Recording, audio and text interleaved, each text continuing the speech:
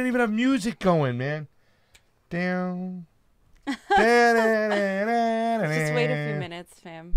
For what? Trickle in. Trickle down economics, man. I hate trickle down economics. Fiorella tagged me in a post. There we are. We got 5 of us. Who's in here? Come on in. Oh shit. Sorry, my bad. Steve Wilbrand. I heard there was a Steve Wilbrand sighting the other day. I heard. Yeah. What's his name? Keith got a picture with him. Eric Zachary, one of our faves. We love you. Gabrielle Dolphin and Michael Strat is in the house. What up, Strat? How do you speak some Klingon to my dog over there? So Strat and I were talking about how Beto O'Rourke is definitely not as progressive as people are making him out to be. Well, somebody just asked me about that in Florida, and somebody asked me that in Texas. That's not but really that's another Gillum situation, fam, that we're going to have to talk about, because Texas, again, is that kind of state like Florida where there's a lot at stake. Yes, there is. I'm not shilling for neoliberals. However, I don't think they classify as unless her name is Alexandria Ocasio-Cortez. Oh, my God. Shut up. You're like one of those people now that's like, nobody satisfies you. You know, that's what you made me. You and Tim Johnson have made me this way. Get the microphone close to the back of your mouth over there. Fine. Hi, ladies and gentlemen. My name is Pasta Jardula. And I'm Fiorella. Welcome back to the Convo Couch. So we're going to open up today, fam. First off, I want to say, because it's just after like a year of us, shortly after a year of us doing this, whatnot, I just want to say thank you. I couldn't have had a better partner. It's been amazeballs. I've learned so much. I've grown so much. I see it in you. I'd still like to get you to cook me some pasta, but that takes time. Other than that, I can. Awesome. I don't know if you're going to like it when I do it, because you're so picky. So so let's talk about this. So while here in the States, we were watching both parties go at each other full blast over the Kavanaugh hearings. The corporate elites and the warmongers were busy at work. There is no doubt that Donald J. Trump's foreign policy is definitely controlled by the military-industrial complex. He's at their will. Where are the Democrats at, though, fam? The blue wave that's going to save us this year. And judging by the last vote in the Senate, that blue wave is nothing. Maybe the Democrats are supposed to be saving us, but not. They're not. Instead, they're hurting us. Take a look at this little video we got, fam, from Zero Hedge, or this little article. Called "While the Kavanaugh hearings were going on and while you were sleeping." Look at this. Zero Hedge reported. Brett Kavanaugh has been sworn in as a judge on the United States' highest court after a deeply contentious nomination process. A brief FBI investigation failed to find evidence to support much publicized sexual misconduct allegations against Donald Trump's nominee. The Kavanaugh hearings were going on. We started building up arms and weapons with Ukraine. We've sold them 2 aircraft carriers. We've moved troops. This is a neo-Nazi regime, okay?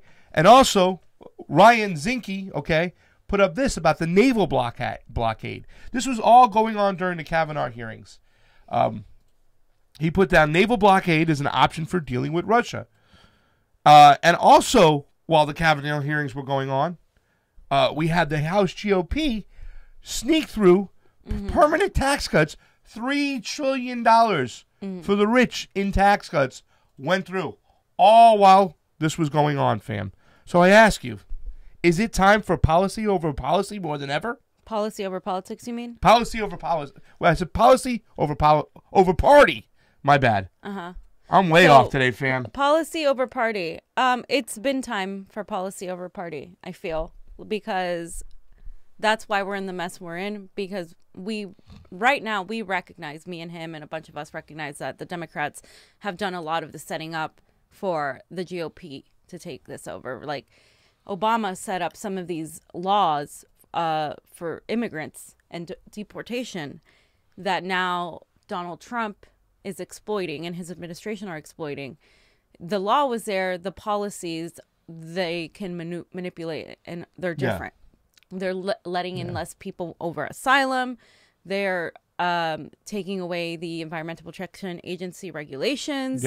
They are doing pretty much exploiting what was already there to be exploited. And so that's why it should always be the issues or policy over the party or over the label. And Democrats don't seem to understand that people aren't going to continue to do this, especially after the Kavanaugh hearing, especially after we see people like Joe Manchin, you know? I mean, Joe Manchin is a Democrat. I keep saying was a Democrat. Is a Democrat, but he's pro-life. You know, he's very. I mean, I think we're at this time too, and we talked about this when the whole caging of the children started happening. It was like, okay, listen, the law hasn't changed, but the policy has. So if we continue to just elect any blue, no matter who, the laws are never going to change, and they're going to say, "Oh, well, we're at the gate, we're watching it because our policies will not really push this law." But once you lose power, like now the Republicans have power, and they're doing what they will. I keep on saying this, fam. Obama built the infrastructure for these cages. Exactly. Trump is just filling them out, and we talked also. There's Cambodians that are getting sent back now. It's people. It's not just South and North America. You know what I'm saying? It's overseas. They're deporting people. Except I don't see a lot of people in Europe getting deported. I don't know why. I don't know. Why would that be, fam? I don't know. Let's get on to the next subject because we have another great subject coming on. But I think more than ever that the argument is, and we're going to talk a little bit more about that. We don't want to go completely down this rabbit hole because the next game we have set up, the second thing we'll talk even more because I think it comes down to the individual candidate and what their platform is to make that decision, yay or nay. Not just Democrat versus Republican, because people are still scared. I mean, everybody's batshit crazy online putting up the anti-Trump stuff left and right, left and right, left and right. Number one, you're just re-energizing his base. That's what I'm saying sometimes when you just attack him. Okay. Number two, it's not going to work. You're not going to get those people to come over rather than discuss things and try to bring them in and I don't think they want those people to come over. I think that's part of the situation, right? Like, I think a lot of people don't want these people to come over. They're done talking.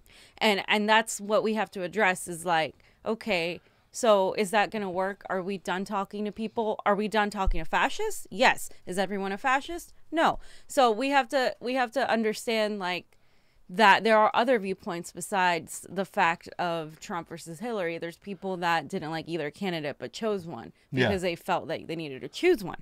There's people that didn't vote that we could still, gain their votes through issues that affect them. And I think when you go knocking on doors, like when candidates go knocking on doors, and I saw this from Justa Lewis, Cullen over there, I saw it from several other candidates, James Aaliyah also running, that they'll talk to all kinds of people, even people that come and insult and diss them because, hey, guess what? There's a reason for that feeling. There's a reason they feel that way. So maybe you could talk to them and say, look, I'm not a typical politician. I'm actually talking to you. I'm knocking on your door. This is what I'm going to do. These are the issues I'm going to focus on. I'm just running as a Democrat or I'm just running as this. Yeah, don't focus on them. I think that it's different too. When you're knocking on doors, you're going to be talking to an individual who can really get in there and stuff. But when you're talking on social media, or if you're talking as a politician, if you're talking in the mainstream media, you're talking to a broad base of people. So you got to be very careful too with the generalizations and lumping people in. It's almost like the whole thing when Hillary Clinton said the deplorables. There's some deplorable people out there that you're not going to convince. You're not going to change their ways. They have this deep-seated, racist rooted in them that they were programmed to have, and I don't think you can get across to them. But there's a lot of people in that middle area, fam, that I keep on saying that sometimes they feel like they get lumped in because of their identity, and that's just further pushing them away. And they might not be an ally to you, but they could be a vote to us. So I think we have to make sure that we just continue to talk and not attack. But we will get more into that right now because I know you're going to love to talk about this first subject. Yeah. We have a new game, fam. It's called Help Us. Yeah, baby, bring it in. Or hurt us. Woo. Damn. So, fam, number one, we saw a little video with our girl Samira Khan last night, RT. The reaction from women upset about the patriarchy towards other white women, fam. Let's watch this video now, and then you tell us, fam, does it help us or hurt us? Brett Kavanaugh has been sworn in as a judge on the United States highest court after a deeply contentious nomination process. A brief FBI investigation failed to find evidence to support much publicized sexual misconduct allegations against Donald Trump's nominee, but protesters still turned out, with some focusing their anger on the white female voters who voiced their support for Kavanaugh. This is how a New York Times opinion article described them. These women are gender traitors. It seems that white women are expected to support the patriarchy by marrying within their racial group, reproducing whiteness, and even minimizing violence against their own bodies. Betray the patriarchy and your whiteness won't save you. This blood pact between white men and white women is at issue in the November midterms. Yeah, and the New York Times wasn't alone. In fact, several articles laid out the Kavanaugh controversy as a fight against feminism, again, pinning the blame on white women voters. Our Washington correspondent, Samira Khan, picks up the story. Rallies held, hearings upturned, but Brett Kavanaugh still gets the job. So, who's to blame? Mainstream media quickly found the scapegoat: white women, or to be more specific, those who backed Kavanaugh despite all his controversies, notably numerous sexual assault allegations, which he denies. These women are gender traitors. They've made standing by patriarchy a full-time job. White women benefit from patriarchy by trading on their whiteness to monopolize resources for mutual gain. These are the kind of women who think that being falsely accused of rape is almost as bad as being raped. It was far from the only highly emotional opinion piece in the press, with some even penning letters to women who dare to think outside their gender. Public shaming, it's the media and these authors, these activists using public shaming of white women, apparently, white women that supported Kavanaugh's confirmation. Democrats painted the Kavanaugh case in binary terms. You're either for or against women, no other options. I'm totally focused with all the angry women and the men who listen to women. And the intention is to take away women's rights. It was a denial of justice for the women of this country. However, not all members of the fairer sex were convinced that his confirmation posed an existential threat to women's rights. In fact, a poll suggests that Kavanaugh was actually backed by almost half of white women in the U.S. It's not the first time women, quote, brainwashed by patriarchy are being blamed for the Democratic Party's failures. In 2016, most white women, in fact, voted for Trump. Clinton even blamed her loss on white women caving to men. We don't do well with married white women. And part of that is ongoing pressure to vote the way that your husband, your boss, your son, whoever, believes you should. Mainstream media were shocked. After the election, CNN invited people who voted for Barack Obama but not Hillary Clinton. I didn't vote for anybody. You didn't vote for anybody? Nobody. But you are a woman. And you are a Democratic woman. And Hillary Clinton, as best I can tell, is a woman. I don't get it. She scared me. In America, politics is, as often the case nowadays, firmly tied to identity. So ironic as it may seem, perhaps not so surprising that self-proclaimed feminists and women's rights defenders now lecture women on how to vote and what to think. That's public shaming. It's a harmful thing. It's harmful in any society, and it's using people that disagreed with your opinion to come out and just shame the rest. You see women attacking women, people attacking people, and it's all in the name of politics. It's hilarious to see that that's what you think is an appropriate reaction for something that was handled the way it's supposed to be handled under protocol, and then going out there and blaming. I mean, that's all we're seeing is a society of public shaming and blame going on there. Wow. Well, I have a lot to say about that. I know you have a lot to say, fam. Do you want to answer the question first, fam? Does it help us or hurt us, or do you want to talk more about it? I think it definitely hurts us, but I also... Give us the thing. Wait, give us this. Where's the hurt us? You know, he would... It hurts us. It hurts us because you should never vote shame anybody, and you should never blame women as feminists. You don't go and blame other women, because the women that, unfortunately, because my personal opinion is that, yes, the Kavanaugh's nomination is a complete, total... Kavanaugh's nomination wasn't about women's rights. It was made to be that. Kavanaugh's nomination was about the Republicans getting someone in there that is going to do what they want to do. That's what it was for them.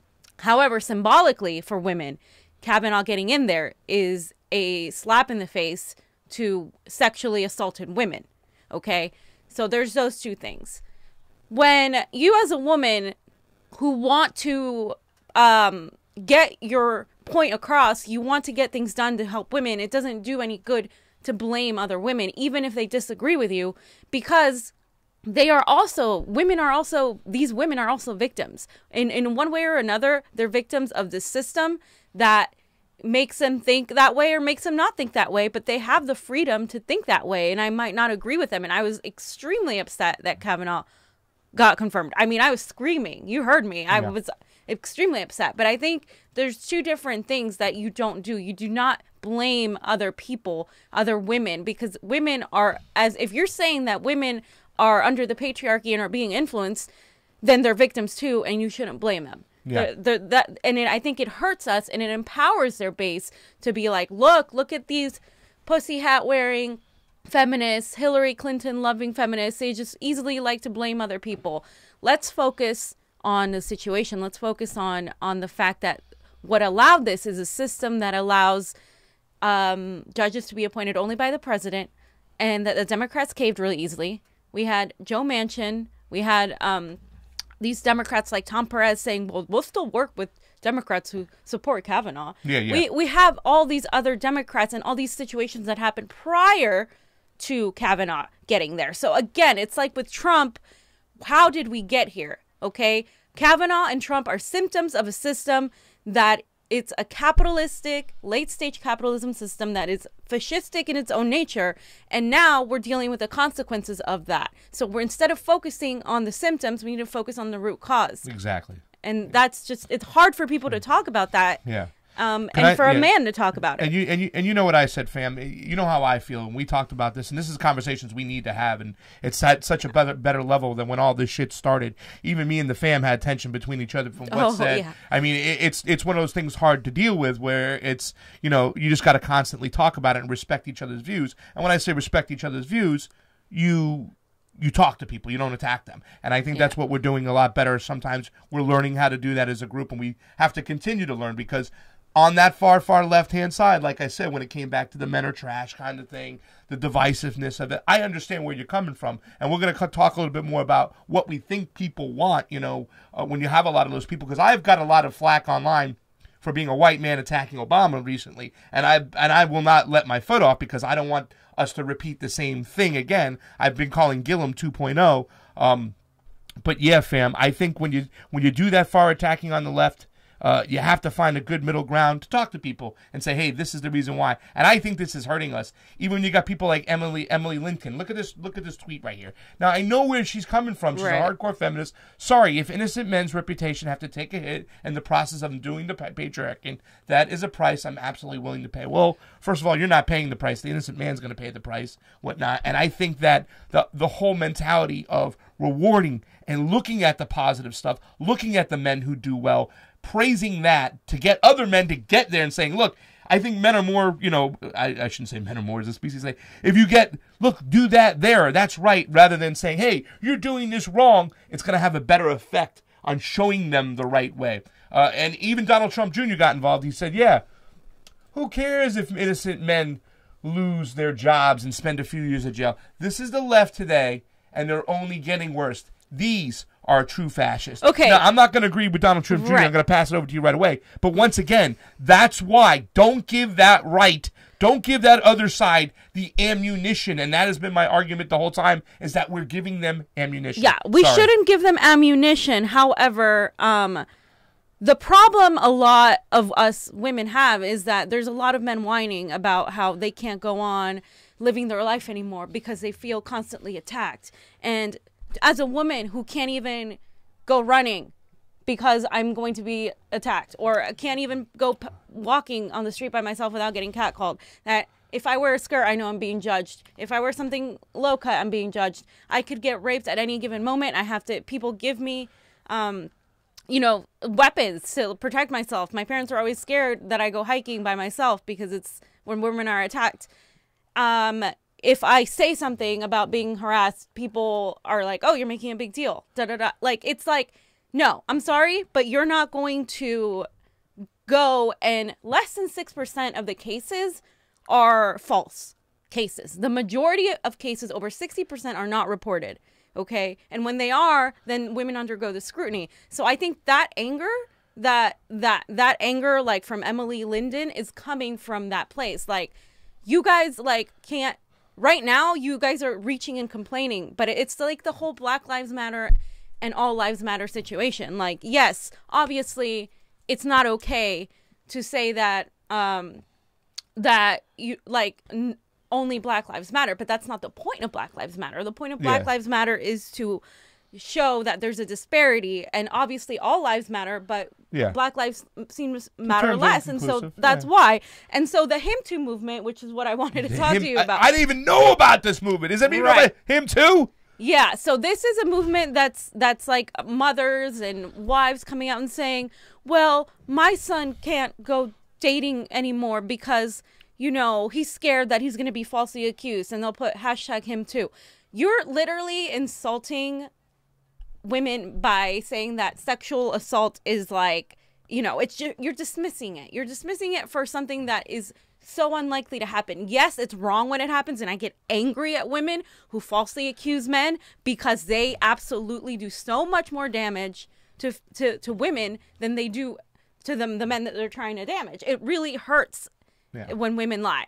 But it is such a minority, and I think that's what she's saying, and I think they just let the emotions get the best of them, and they say things that can be divisive. But I think where it's coming from is, look, men, right now what women want is for you to be quiet, listen to our concerns, and just understand that we're going through a lot of situations where we have two people that have been accused of sexually assaulting women as Supreme Court justices. We have only one woman in the Supreme Court. Like, this is how we feel.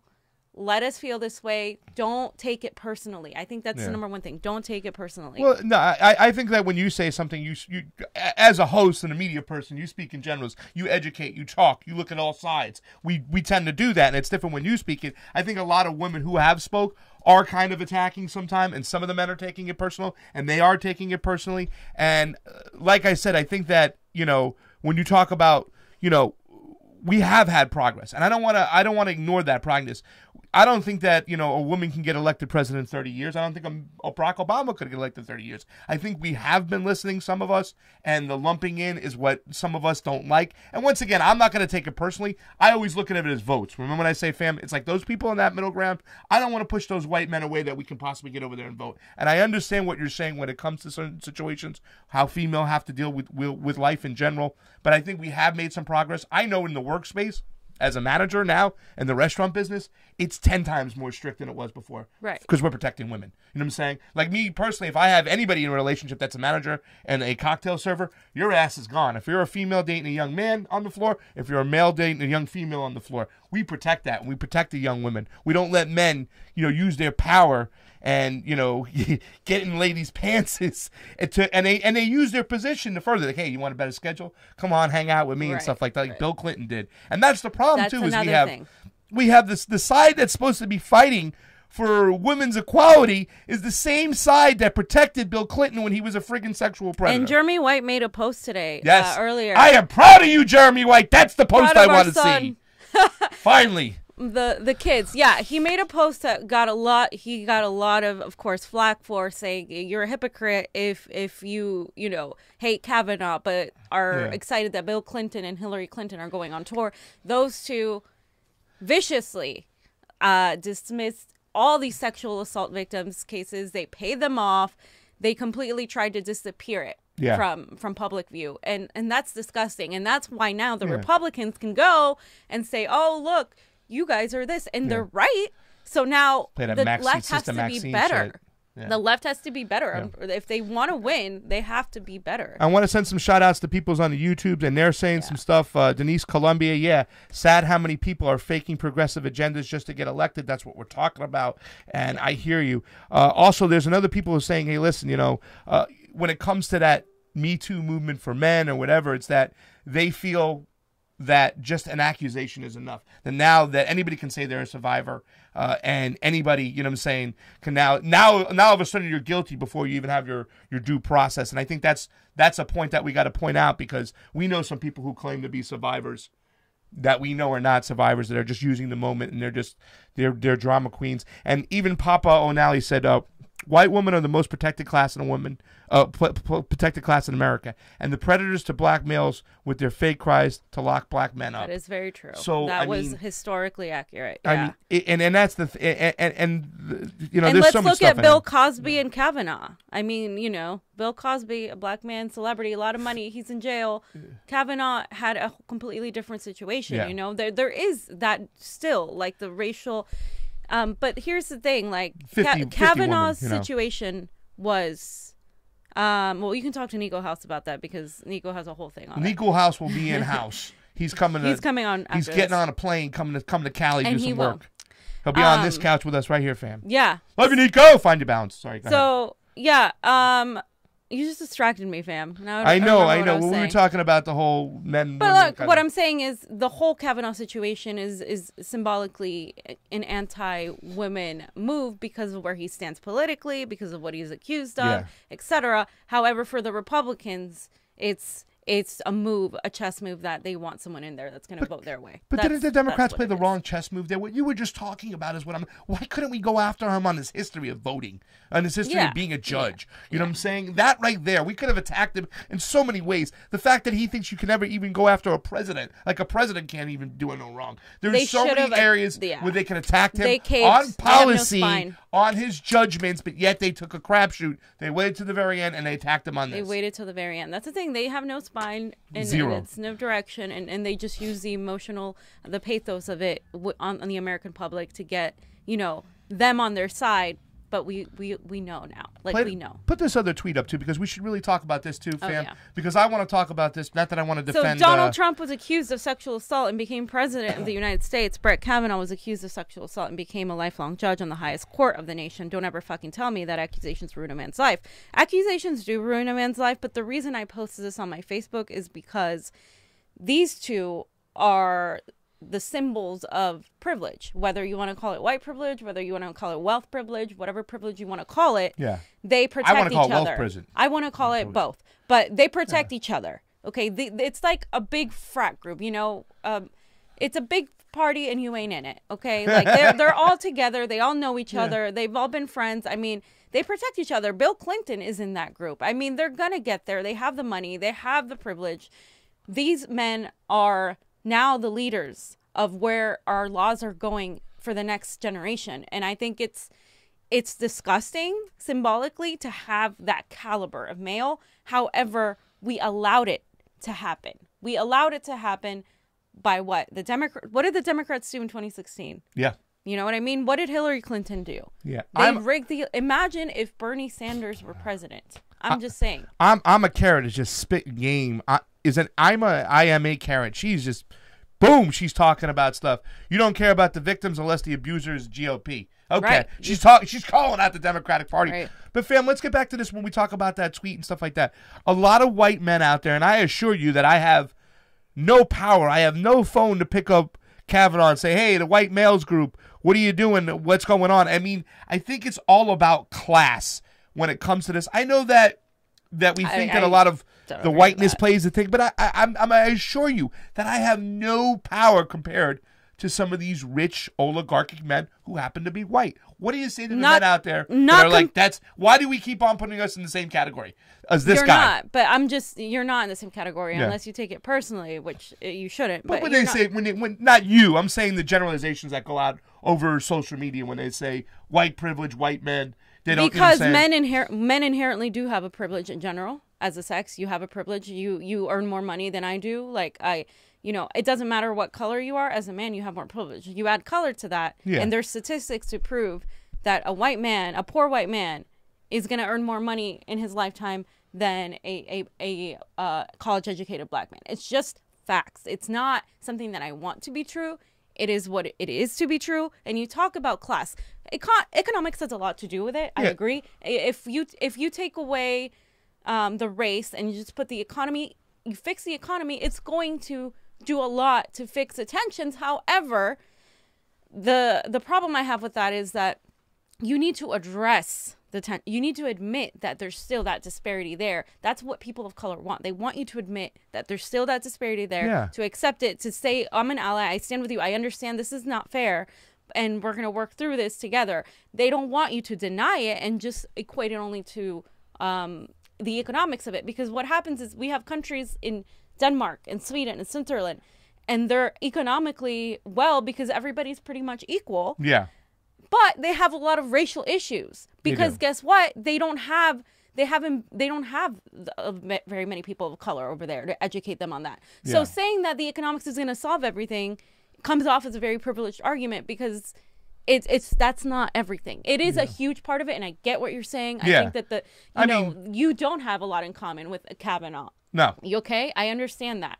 But this is about the inherent systemic things that are now in place from history, and we are now having to deal with the consequences. And I think we are dealing with it. I just don't know if we're dealing at the pace that some like it. Like I said, 30 years ago, the people who got elected, like you're talking about Obama and whatnot, I think relations have improved.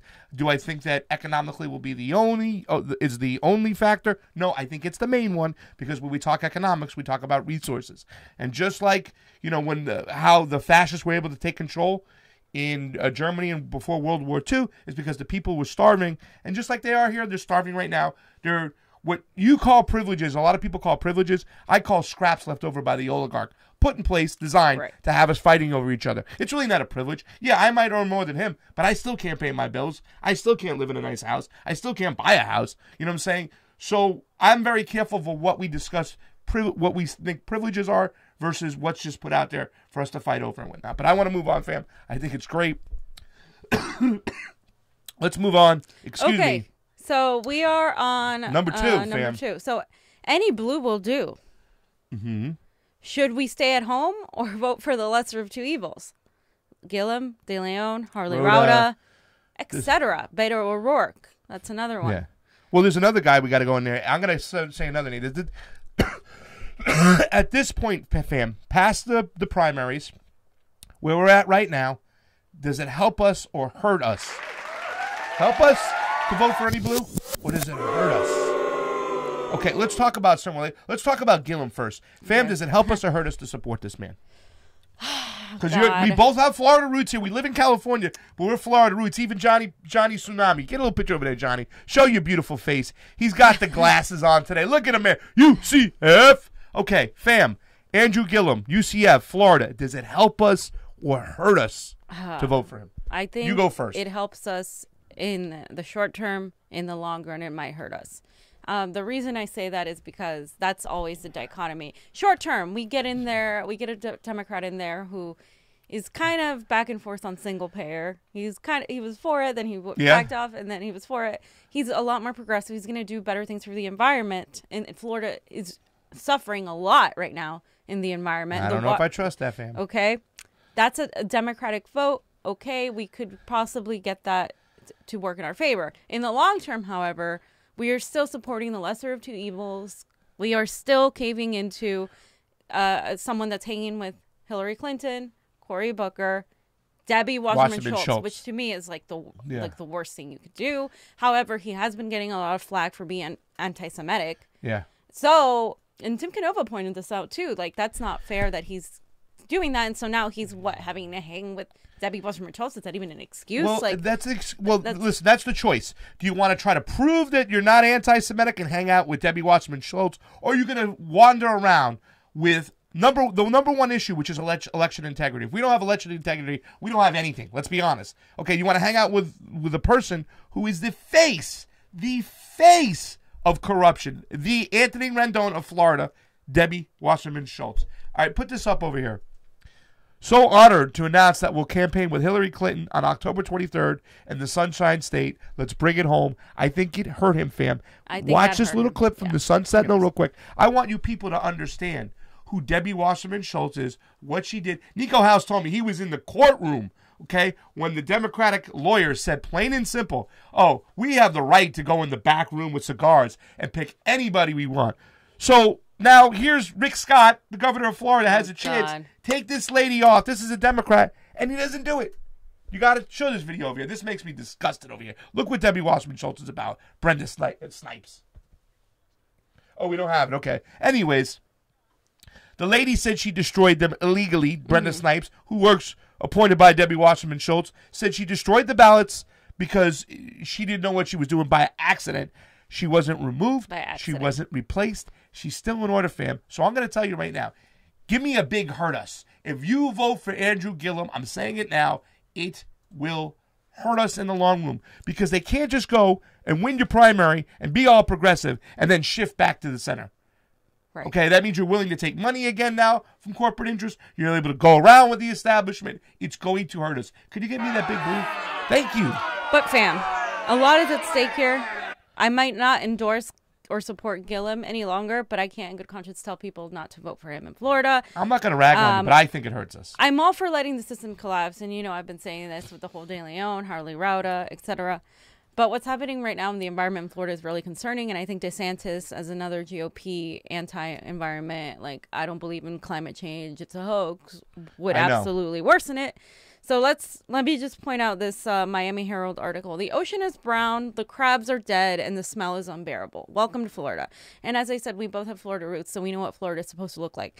But from the article, I've said it before and I'll say it again. This is the handwork of Governor Rick Scott, now running for Senate, for Bill Nelson's seat, and the predominantly Republican state legislator, which gutted the Department of Environmental Regulation, among a litany of other ill-conceived measures. This is what Floridians' divisive elections begat.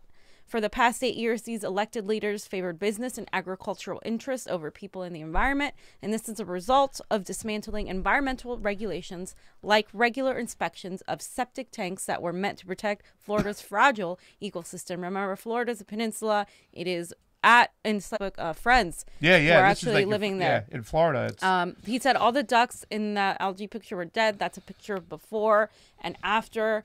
And growing up in these beaches and being there, it's really sad to me, and it really touches a lot that, this is the future. And Florida is one of those places within a few years that it's just not, it might not even be feasible to live. And this is the big sugar, which is when it all started. This is where it all started. But this is Bill Clinton. Yes, exactly. This is Bill Clinton cozying up to Big Sugar back then. I remember because it was a very serious situation when Al Gore was going around campaigning. He said he was going to put the brakes to Big Sugar. Then I saw a documentary years later how some of the guys in the sugar business were calling up Bill Clinton going, "What the hell's going on? You promised us that we can do our thing over here." Not only just did they pollute the ocean, okay, they used slave labor from Jamaica and all the islands. They didn't even pay anybody for this stuff. They ran off like a bunch of bandits. Meet the sugar barons who use both sides of the American politics to get billions in subsidies, fam. They've been doing it for a while, and the door was opened by one, Bill Clinton.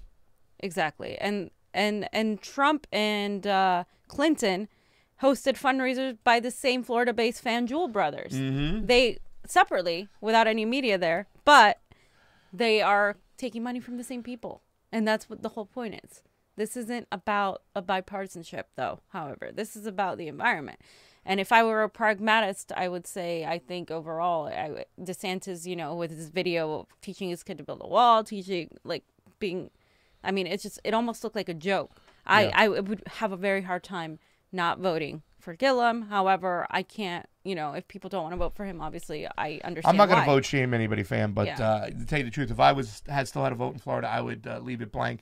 How about De Leon, though? Let's get to De Leon, because this is a hard one. I didn't get any pictures up, but De Leon he went and endorsed was it Prop B? Not Prop B. He endorsed Charter Amendment B, which is public banking in Los Angeles. Yes. And so he's definitely endorsed Prop 10. So has the entire California Democratic Party. He's done a lot for immigration. However, he continues to take corporate money. He continues to be this kind of politician that is using these things he's doing to get votes. And it's really clear to me and to several other people, like, no, he's doing this to get votes. So later on, I'm going to show you what the California Feel the Burn Democratic Club, their endorsement thing looks like, because they have one of the most progressive ones. And I also read through the Green Party here in California. But I honestly don't think I could vote for De Leon, because I think California is a little bit different than Florida. I don't think having Feinstein there is necessarily going to change much. Because strategically, I think I would rather wait for her to appoint someone and run someone against her appointee. Yeah. It's a Democrat or a Democrat in this case, where it's a Democrat or a Trump Republican in DeSantis. And once again, I'm not advocating for DeSantis, but I'm going to hold the line. And I'm saying, I'm sorry, I'm not going to do it anymore. I've been bullied. And maybe it's because my history in Florida, being bullied into voting for Hillary Clinton because I was called a misogynist if I didn't, because of the grab him in the pussy kind of things. That's the last thing that really I'm like, okay, I'm going to vote for her. If I can go back in time, I would pencil in Bernie Sanders, but I can't. So when it comes to the De Leon situation, but I got another one, fam. Are you going to vote for Alex Padilla? Because I'm not. No way. I don't care. I'm leaving it blank. Alex Padilla, not voting for him. I don't know if I'm going to vote for any major Gavin Newsom state. I don't know about Gavin. Gavin Newsom over Johnny Cox. Gavin might be the only one I might vote for, but it's still, again, it's one of those tough situations. I might actually not vote for any of these larger elections. I might just vote for the smaller and the judiciary. I'm voting for Alex Villanueva for sure. Yep. That is my one vote. He was just endorsed by De Leon. I think that's a good thing for him, maybe, because then maybe get a lot of centrist votes. But so I wanted to talk a little bit about electing Democrats in November without confronting neoliberalism will not be enough. I mean, we've been talking about this a little bit, but I wanted to point it out. We recognize that the Democrats seem to be pushing the same type of candidates, pushing the Cory Bookers, the Kamala Harrises, the Hillary Clintons, and the Bill Clintons, even though nobody wants still going Hillary around, and Bill by the way. Clinton around now. No. But I think we can recognize using the same tactics to co-opt movements, you know, how they always try to infiltrate the progressive movement by giving us pretty words and telling us they're going to do this and telling us they're going to vote for this and saying, oh, you know, we're stronger together, blue wave, blah, blah, blah, and scaring people into voting for them. It's always that. Why is it always the scare tactic? If you don't vote for Gillum, you're going to end up with DeSantis, who's crazy. Because if you don't do this, you're going to get that. Bad. Things are that bad, and people genuinely are scared. And some people, like immigrant people who might get deported and who are so dependent on who the next person to govern is or who the next leaders are, they have a lot to lose. And so I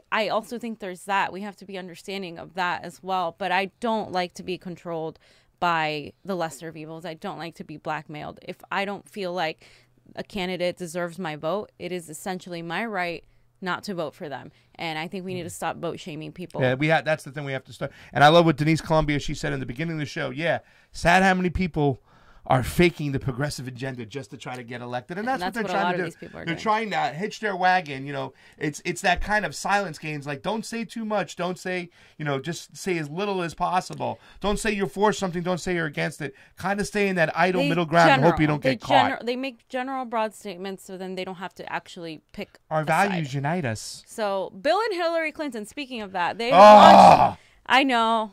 They how can we miss you guys if you don't go away? Go away. They launched a U.S. tour, and tickets aren't cheap, fam. Tickets aren't cheap. David DeHilster said vote green in Florida, by the way. Tickets. Oh, yeah. I mean, that would also be an option. So tickets to see the former president and former Secretary of State Look at her face, this woman. Are going to be between $72 and $228. Or at the Boston Opera House at $120 to $745. Cheap. That doesn't include the fees to Live Nation that you have to pay. You know, the things you buy. And then from 2001 to 2015, Hillary Clinton and Hillary ranked in more than $153 million in speaking fees for 729 events. Can we rank in that much money for speaking fees? I don't know, fam. I'm thinking we can either go pay rent or we can go to the Boston Opera House and watch these two perform. Oh, my God. And it's the same thing over and over again. Obama did a speech earlier this year, a couple speeches too as well. That's pretty much you're just getting sold out. You're getting paid. You're showing us who your daddy is. And we don't want those that's why it's people not cool to see people like Gillum going around with her, because she represents exactly what got us into this mess in the first place. Yeah. Not a smart move. All right, let's talk about number 3, because I want to talk about help us or hurt us. Give us some stuff. Help us. Golf clap, Sam. Or hurt us. Okay, let's talk about the continued smear tactics of the mainstream media against Donald Trump and the Republicans, regardless if it's good or not. Example, the peace talks with Korea. A lot of Democrats, establishment Democrats, were saying that this is bad. All of a sudden, they started demonizing Kim Jong-un more than ever. However, the peace talks are good. Peace talks with Russia. Once again, they kept on this whole Russian narrative. How dare you? Your own CIA is telling you, don't you go and meet with him. No, the number one job of the United States president since I've been born was to keep us out of war with Russia. So that's a good thing. And even Kanye West, who has gotten some shit, Kanye West is going to talk to Donald Trump about convicts' job placement after their sentences. Now, I know Kanye is not the brightest person in the world, man. I'm not a big fan of him and whatnot. But he has access to the president. And he is going to talk about something that a lot of people who want, prison reform, bail reform. They favor that. They want, people to get out there and get jobs. Is it a bad tactic by the mainstream media, by the centrist and the neoliberals to continuously smear Donald Trump and Republicans if they're doing something good? In other words, is it anything these people do is bad? Doesn't that create another level of hypocrisy, fam? Well, it just creates the same BS back and forth, red aisle versus blue aisle. You know what I mean? Like, we're only going to condemn people that are sexual assaulters if they're the GOP. Yeah, we're only going to condemn the Republicans if they, even if they're talking for peace, we're still going to stand against that. No, you need to look at the issues individually. Absolutely. Not based on your party affiliation. And that's something that the Democrats, a lot of them fail to do unless they understand nuance and understand that there's a lot more to it. The Democrats lie and they weaponize attacks against Republicans for their own political gain. We've seen this throughout time. We've seen it with the Kavanaugh. That is true. But also, fam, we can't ignore that on either end. What each individual does is right or wrong. The peace talks with Korea weren't really Trump. He took the initiative, but it was all a lot of Moon. Wait a second. It was a lot about Moon. We've been talking about this, but he did play his part. He did show up. He took advantage of the Moon getting elected. He wasn't doing it for the reasons that were good. Regardless, he was doing it's a good situation. It's a good situation. Right now, Kim Jong-un is asking if we will completely denuclearize if you end the war with Korea they never ended. This is what we're watching at now. If Donald Trump signs to end that war, pulls out the military, pulls out all his aircraft carriers, or backs off a little, that's a good thing, fam. It's a good thing. Regardless what his reasons are, because we know where his military mind is at. That's what I'm saying. That's what I'm saying. But why he's doing it matters, because he's going to go back. Because what he said about increasing presence in Syria, he went back on that as well. Yeah. You remember he said he wasn't going to get involved. He's placing sanctions in Iran. He's talking about Assad in the way the military-industrial complex told him to. Initially, he wasn't talking about Assad that way. So at the end of the day, I think it's a waste of time to argue what Democrats are smearing, because Trump and co are smearing themselves in their own way. The Democrats are smearing themselves. They are both doing what the military-industrial complex is doing. Yeah. Okay? Like, is wanting them to do. At the end of the day, Trump, who ran as an anti-establishment, anti-interventionist, pro-America guy, is doing things that are actually going to hurt America in the long run. Even though his attempts might have been different, he's still falling in line.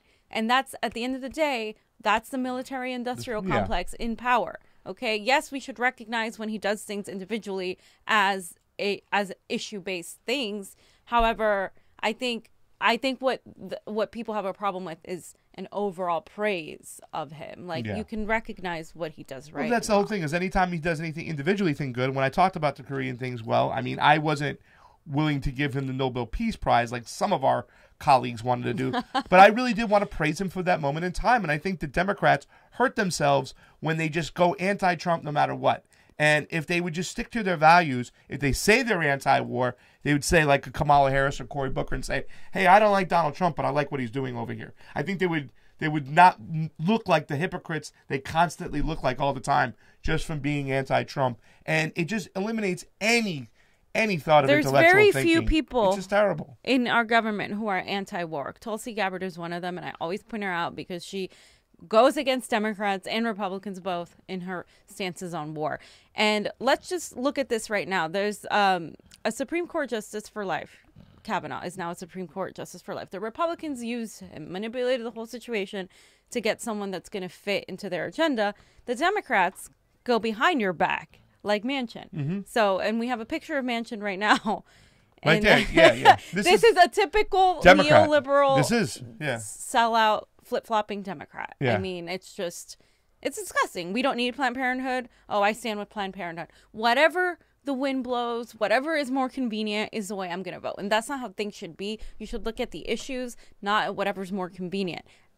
So at the end of the day, I just think they're two sides of the same coin, fam. What people need to do is not just vote, but get involved in their communities. And I think there's a lot of emphasis on vote, vote, vote. But we also need people to get involved and understand what they're voting for, understand the consequences of what they're voting, and not just vote. We need people to get involved in their communities through legislation. And I think if Trump does something that is okay, that's great. But I think the reasons also do matter. And I think that's why so many people get Trump deranged syndrome. I think we shouldn't focus on him as much. We should focus on the bigger picture and not let people like Clinton come and overtake the party. Yeah. In other words, stop shilling for neoliberals. Stop shilling for neoliberals. 32 people on the YouTubes watching us. A shout out to Queensryche, A. Mares. I love you. We see you on the Ron Show. Bruce Wills, David D. Hilster. I'm voting green here in Florida. We love you, Dave. Awesome. A couple of the people there, you know what I'm saying? I'm a Garcia, David Hildebrand. We loved you. We still love you, David Hildebrand. Hopefully he'll come on this show and tell us when he's ready to run again for another seat, fam. Let's talk about number 4. Help us or hurt us, fam. Well, number 4 is actually just a topic on Brazil's election, our environment, and the Trump confirmation of Kavanaugh. Just a recap of what's been happening. So Naomi Klein is very smart, and she's always putting on great Twitter quotes. She says, is anyone else feeling pummeled by the triple whammy of the IPCC climate report, Brazil's election results, the FU of the Kavanaugh appointment? It all feels connected somehow. Greed cooking our planet, elites pitting us against each other while wrapping themselves in impunity. She sums it up pretty well. Elites putting us against each other, which is something I talk about all the time. Yeah, exactly. I mean, it's true. I mean, this isn't just Trump in America. There's feelings worldwide on, people being unsatisfied in one way or another. And then there's two sectors of people wanting to blame other people, use racial tension, and go about it that way through anger. And then there's the Bernie Sanderses of the world, the Corbyns of the world that are actually saying, no, people need to rise up, demand justice, demand equality, demand better working conditions. There's these two movements. And if we haven't noticed, they're kind of going in and out throughout the world. You know, it's you can simplify and call it the right versus the left, but it's really just where your values and morality stand. Could you call it the far right versus the far left right now? I wouldn't say Sanders because I don't think far left. Yeah, but see, he's far left in the States, but he's not far left for the world. I mean, he's moderate for most of your governments if you go around this world and stuff like that. But I do see the trend in Brazil. We have a Trump-like candidate, a guy who's just rough, Jair Bolsonaro. Bolsonaro. There was a comment he made to a woman. We don't have that little clip and stuff about the rape, and he goes, "I wouldn't rape you though," or something. Yeah, he's the typical Trump-like guy, but it came through austerity, fam. Exactly. That's what always happens when you talk about. You go back to Hitler. It came through austerity when the rich, the elites, strip us of resources and pit us against each other. The small-minded people or the simple-minded people, the people, the everyday workers, they're going to blame the guy across the street who looks different than them because they're fighting over the same resources. That's what I say some of these privileges we talk about are the oligarchs leaving us scraps designed to have us fighting with each other, fam. And then we don't focus on them. So what we need to remind ourselves constantly is to focus on the common enemy, the fucking oligarchs that are over there that are in control of everything, the Jeff Bezos of the world, who, yes, it's not enough that he did a $15 minimum wage, but that's amazing that Bernie Sanders is even able to get that. How come Bernie's moving he's moving the chain along? I mean, we're talking about McDonald's, we're talking about Amazon, we're talking about, who's the other one? Somebody else. $15 an hour. Disney. Mm-hmm. Wherever he shows up and he demands stuff, we get it. You know what I'm saying? And I always say this all the time. Fam, I don't want to ignore race. I don't want to ignore gender. But if we concentrated more on the economics of the resources that are stripped from the common day people and we join together, Bacon's Rebellion, we're never going to lose. Which is why I like the fight for 15 tied to female equality in the workplace, because I think that strengthens both.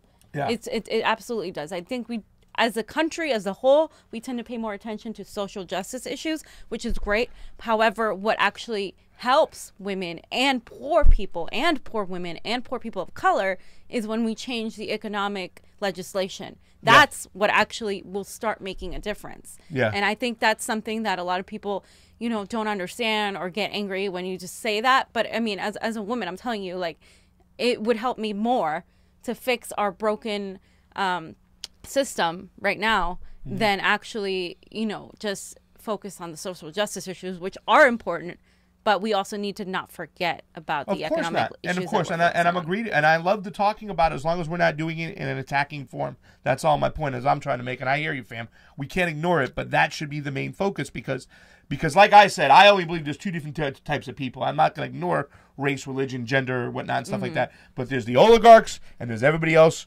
working underneath them. It's the controlling people and the controlled. And also, Steve Wolbrand puts out, looks like Brazil is going to elect a Trump. It's global, but yes, let me tell you what else is going to happen. In Britain, Jeremy Corbyn's going to get in. In the United States, Bernie Sanders is going to get in. So we're going to have a bunch of progressive leftists and hardcore Trump rightists battling it out. What's going to happen? And the more we show that love wins and love prevails, the better we'll be. We can beat back the Trumps. We can beat back these Brazilian people. I mean, what they did to the old leader of Brazil was awful. She was a woman. She was for gender equality. She was for workers' rights. And the oligarchs within their country, the elites within their country, buried her, took her out of power. And this is what's come to full circle because the people are starving through austerity. And this guy, if he gets elected, he's going to want to basically capitalize on the Amazon rainforest and the Amazon River. And if you know anything about that, that's something that has it's sacred. It's everything to South America, and doing that would be so destructive to our ecosystem and our environment. Which is why, again, it goes back to the environment. To me, let's talk about the IPCC climate report. Yeah. The IPCC climate report calls for an urgent action to phase out all fossil fuels. The UN's Intergovernmental Panel on Climate Change says, quote, coal-fired electricity must end by 2050 if we are to limit global warming rising to 1.5 degrees Celsius. We have 12 years to limit climate change catastrophe. The UN is warning us. The greatest difference would be nature. Insects, which are vital to pollination, to crops and plants, are almost twice as likely to lose half of their habitat at 2 degrees Celsius compared to 1.5 degrees Celsius. So that half degree of difference changes everything. The coral reefs would be 99% lost at that higher of the two temperatures, but more than 10% have a chance of surviving at the lower, if we can lower it enough to reach the lower target. We have 12 years to limit the catastrophes, and urgent changes are needed to cut the risks of extreme heat, drought, floods, and poverty.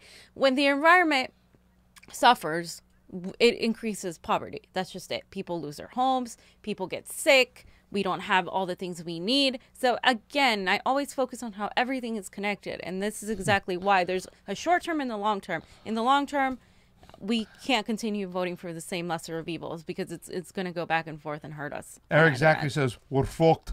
We're fucked, mate. We're fucked. He said in his best, I'm going to like this comment too, in his best Braveheart thing. Basically, we're fucked, fam. I love Scottish accents, and I say that if anyone's Scottish, just come on, do a voiceover on the Convo Couch. Queen's Right is on the YouTubes going crazy, hating on Bernie. We know Queen's Right. Not everybody loves Bernie the way we do. I still think he's the best chance. Bernie is my idea of he's actions over words. I mean, he's actions. He's done this for years. I think we need to do a show too. I think we have to get some people in and talk about what would have happened if Bernie did go with the route of starting an individual party, if he did walk away from the Democratic Party at that point, and talk about the ramifications, because, he was a senator. He still is a senator. And he didn't want to lose his power there. He didn't want to have other people starve and suffer, I think. But we're going to do a show on that. That's something we need to really talk about, because we see a lot of Greens, a lot of people on the far left that don't like Bernie Sanders, and they're still very upset for what he did. And a lot of people feel he fell on his sword so he could get his platform across, so his platform could be heard. So we have to talk more about that. But fam, why don't we talk about some other things? I just had one last thing to say on the Kavanaugh situation. What is most dangerous about the Kavanaugh situation is when he was getting confirmed, Trump said and acted like a judge and a jury, saying that Kavanaugh was proven innocent. And that actually isn't the case because there was no trial. So Trump is acting like the judge and the jury. And that's actually very dangerous for a president to do, regardless of how I feel about Trump and the Democrats and all that. Specifically, the president cannot make those choices. It is not his power to do that. It is not, he's not acting alone. He can appoint someone, but he can't make those assumptions of saying Kavanaugh is free of guilt because there hasn't been a trial. He can make the assumptions, and he did, but it's just not, it's kind of He bullshit. can't say that. No, like he can't say that. So it's a very fascistic thing that I think we need to watch out for. We already know we're living in a fascist state. And if you look at the police, you know what I'm talking about and how the police operates in favor of this fascistic state. So I think we need to stop looking at fascism as just a Republican thing and understand that it's also a Democratic thing. It's the oligarchs. They're all fascistic, and we are living under this system. So let's talk about some announcements, fam. Let me give you some music. Hold on. Nice. Fam, Niko House is on. We got to talk about. Here he's coming on, baby. So Niko House is coming to LA to talk about indie media and politics on October 13. Guys who are watching from LA, please come at Bernie's Coffee Shop, 6101 Wilshire Boulevard at 8 o'clock from 8 to 11. But who knows? You know, progressives. And then I will be moderating an event on October 21st, Our Voice, Our Vote, Nuestra Voz, Nuestro Voto in Orange County, talking about minimum wage, rent control, universal health care, single payer for all in California. And I'm going to have Tim Johnson here talk about that event later on. Okay. All right. All right, guys. And we also got a voter thing. guide out there. Get your voter guide, fam. So Come this on is, now. Look, fam, no statewide endorsements. Oh, my. No, really? no U.S. endorsed candidates. Nobody is progressive enough. No statewide.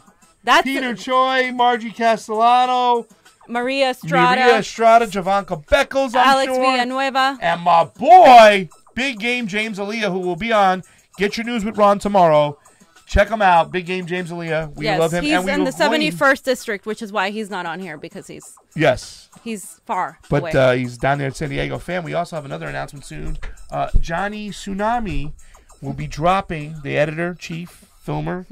He'll be dropping our Maria Estrada video soon. Hopefully we'll be dropping it at the Meet Niko House night. Maria Estrada and I did a great interview. We want to do some more interviews coming up.